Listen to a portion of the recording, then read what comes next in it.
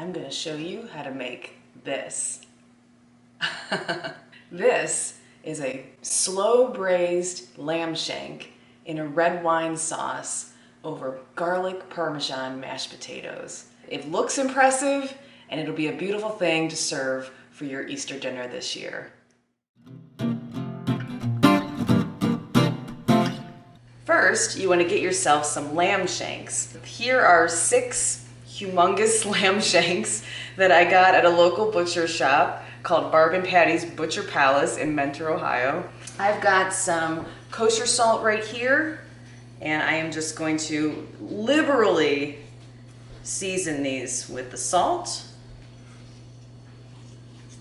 And you want to also season them with cracked pepper. We're going to do this obviously on both sides. And we are going to brown all of these lamb shanks. You're probably going to have to do it in batches, especially if they're mammoth like these.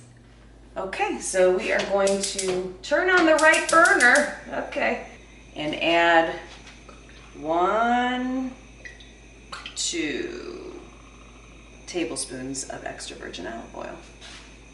We're going to let that heat for a bit because I want it to go when it goes in there. What do you want it to go? You're the best cameraman ever and the cutest. Did you hear that? Alright, so I think this is probably hot enough. I usually can tell because when you're swirling around the oil, it swirls around really easily. So, liquidy. So we're gonna see how many of these mamma jammas we can fit in here. They're huge. Let's get a sizzle. Yeah, there we go. Maybe one more honker. Like there, you think? Yeah, let it stream in there, yeah. All right. And we're just gonna get a good browning on these. These are a little bit more awkward to deal with than short ribs. Short ribs, you know, they're like squares, right?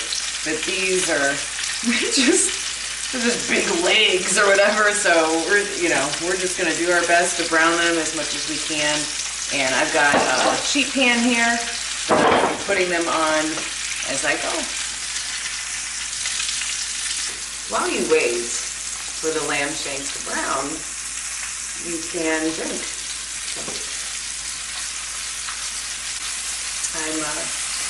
I'm doing that. Whoa! Got action here. Careful! Once it starts to pop at you, you might want to check it. So you can see they're browned all over. I'm going to hit this with just a little more of this delicious extra virgin olive oil and put in this huge one. Oh my gosh.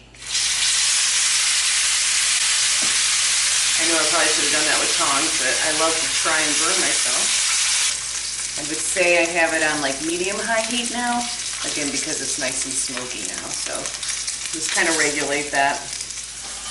Okay, so we are going to remove these from the pan as well. So put that down. Got some good browning on them though. And put this on the cookie sheet. Now, immediately take advantage of this deliciousness, and we are going to add a big old cutting board here.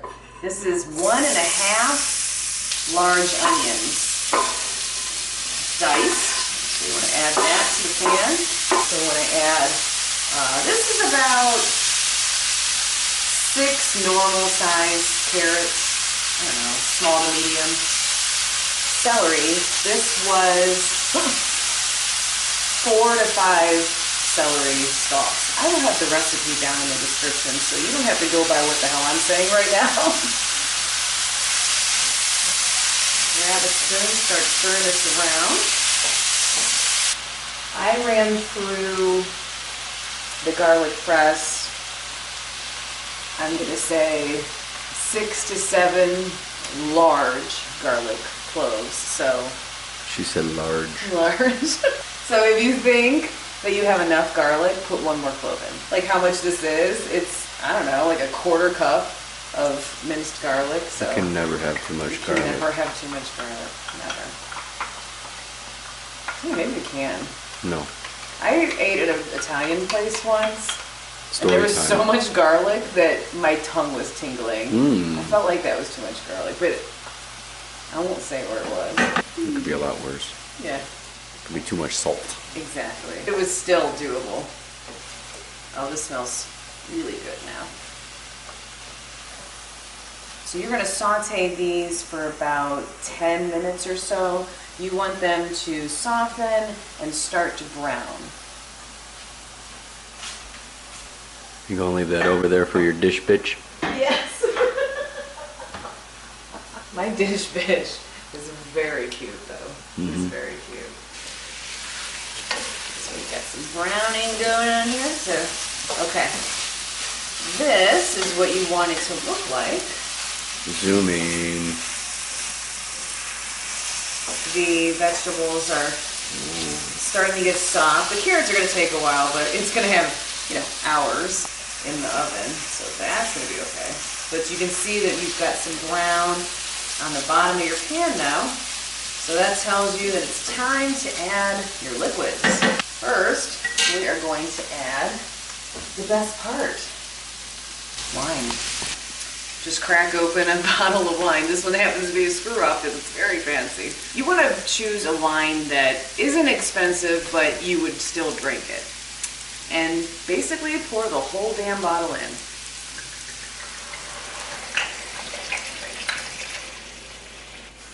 And now that you've got the liquid in there, you want to use your wooden spoon and just get all those brown bits off the bottom of your pan.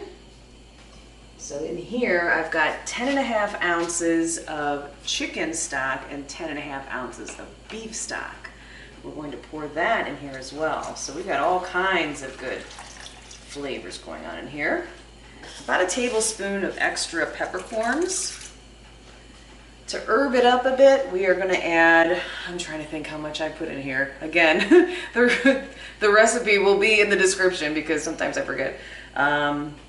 I think I have about 2.5 teaspoons of rosemary and a teaspoon and a half of thyme. I'm pretty sure that's right, but again, look at the recipe.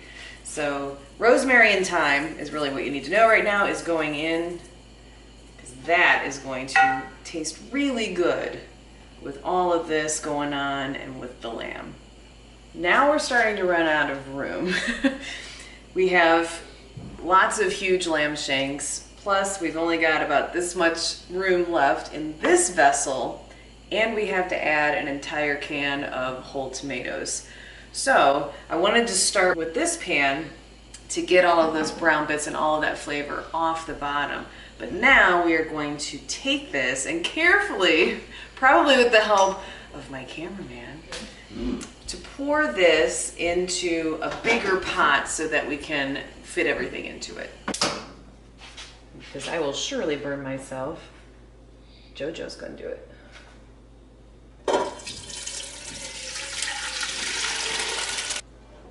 Thank you, Dave.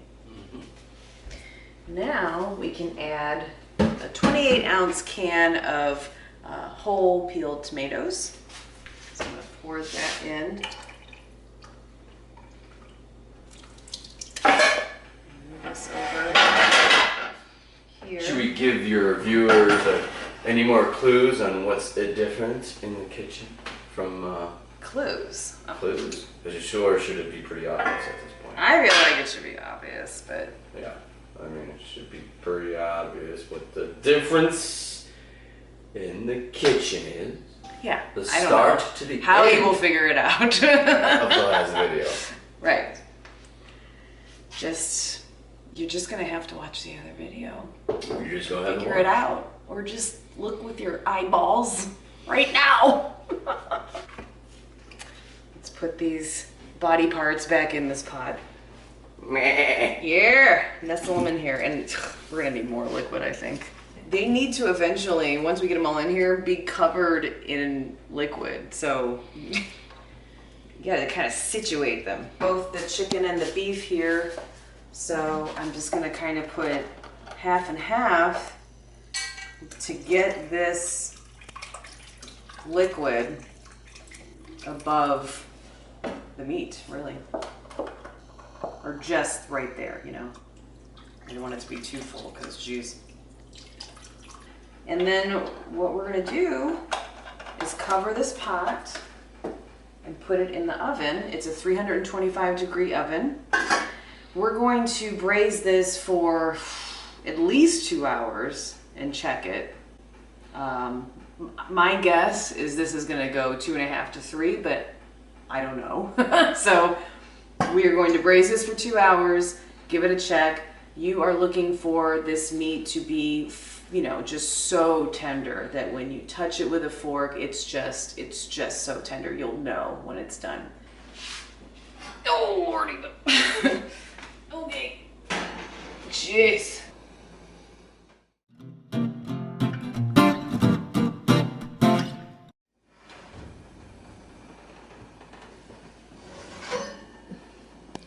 The parts on the bone that have melted off because it was mostly fat. That's how the presentation is going to be really good, because there's the shank and there's the bone that sticks up. It's going to be pretty cool.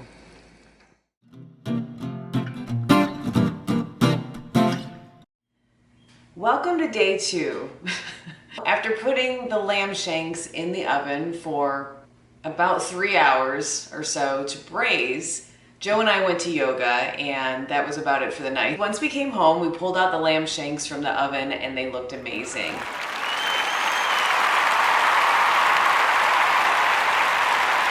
Last night we refrigerated the lamb shanks just in the pot, and now I have the oven set at 325 again, and I have the pot back in the oven so that it can warm back up, come to temperature. While the lamb shanks are in the oven heating up, we are going to make our mashed potatoes. We're making garlic Parmesan mashed potatoes. So first you want to take your peeled potatoes and dice them evenly, like the same size. So these aren't very big. These are Yukon Gold. They're not too big. So I'm thinking just in 4s is going to be fine. They're similar size. And then just pop them into the pot that you're going to use to boil them. So do that with all of your potatoes.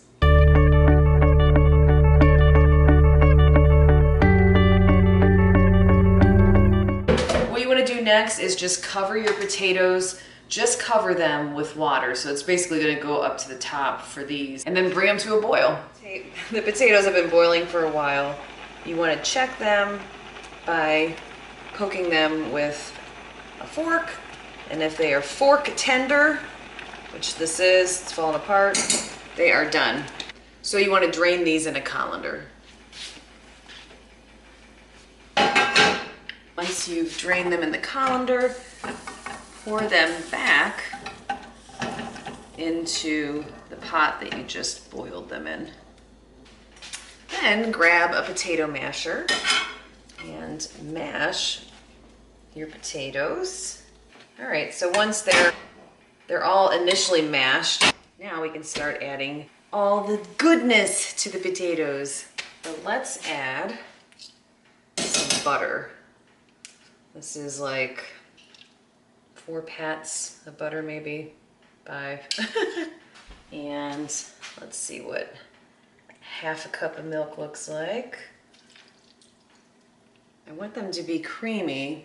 I'm going to see what the consistency of that is first, and if I need to add more milk, I will, because you can't take it away. So then I'm gonna add, let's use the same measuring method here. So I'm gonna put a half a cup of Parmesan in here, maybe more, but I'm gonna start with a half a cup.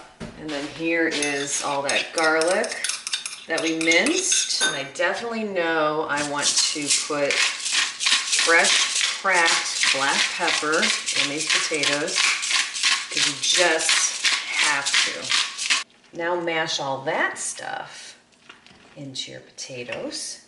I'm gonna add another almost half a cup. A little more Parmesan. Okay, Mash that in.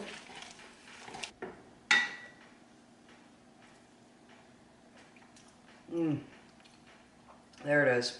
Okay. I think the lamb shanks have been in the oven about 45 minutes or so. I'm going to check them to see if they're bubbly and everything and pretty much up to temperature. And then we can kind of get everything plated up. So let's see. It's not bubbling yet.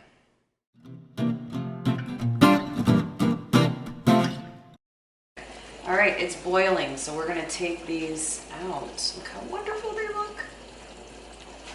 Oh my gosh, yes, yes. So we are now boiling the braising liquid to reduce it down. So I'm thinking that I'm gonna remove the tomatoes into a bowl, and then I am going to throw them in the blender or food processor, either one. Oh. Just to blend them, and I just want the tomatoes. And then I'm going to return them back to this pot. It'll help thicken it, add to the flavor, and then you don't have these big, huge pieces of tomato floating around. You know what I mean?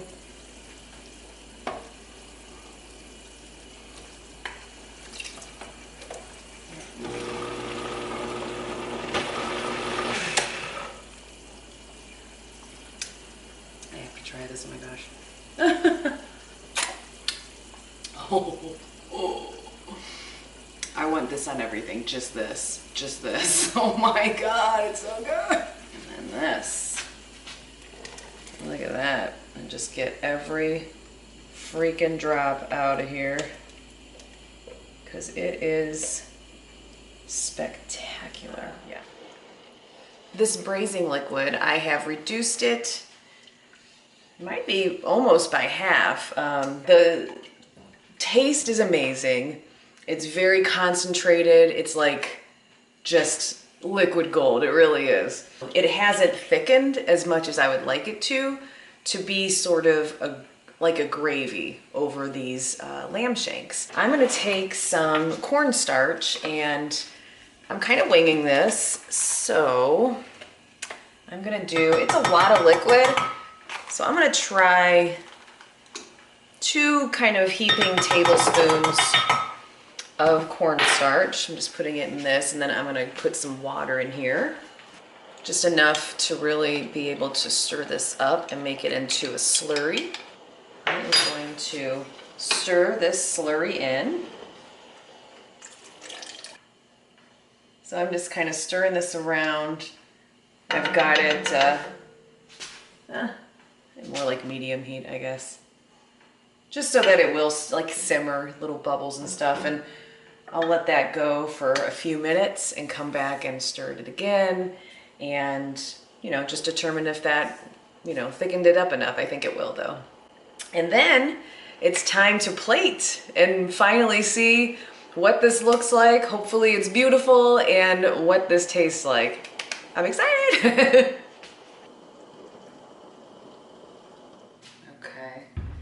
So you can see, I think you can see, can you? It's thicker. Grab a ladle and just put it in here, because it'll be easier to pour over. Grab your lamb shanks in your dish. What you want to do next is take some of your braising liquid that we've made into sort of a gravy, and you want to pour it over top of your lamb shanks. Now, when you go to, ooh, that's hot. Oh God, it just came out of the oven. If you want to serve these in like an impressive way, I'm going to show you how. So we'll move these over here.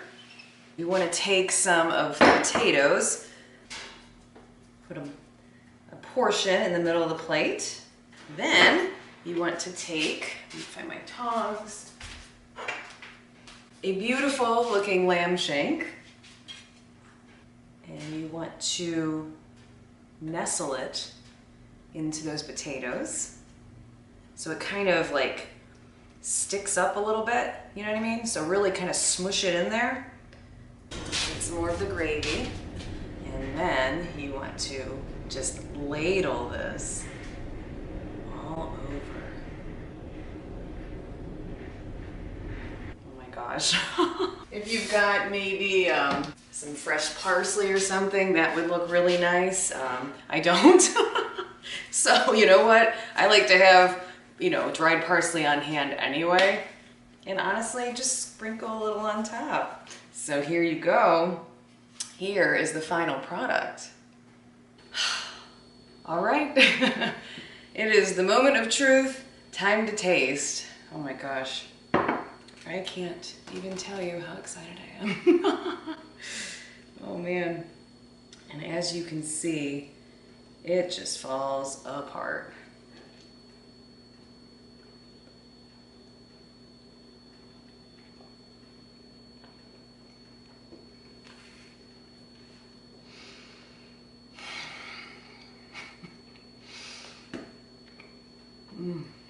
Yeah, it's that good. Oh my gosh. It's melt in your mouth. These garlic Parmesan mashed potatoes are the perfect complement to the lamb shank. Just all around a beautiful and delicious dish. You really have to make this. It's not hard. It takes some time because there's some cooking time involved to braise and that kind of thing. But if you plan it out right, you can create a very impressive, wonderful meal for Easter this year. Well, that's it for today. Thank you so much for stopping by again. Thank you for subscribing if you haven't already. Go ahead and hit the like button if you like this video and hit the notification bell if you want to be notified every time I make a video. Thank you again for everything, and I will see you next time.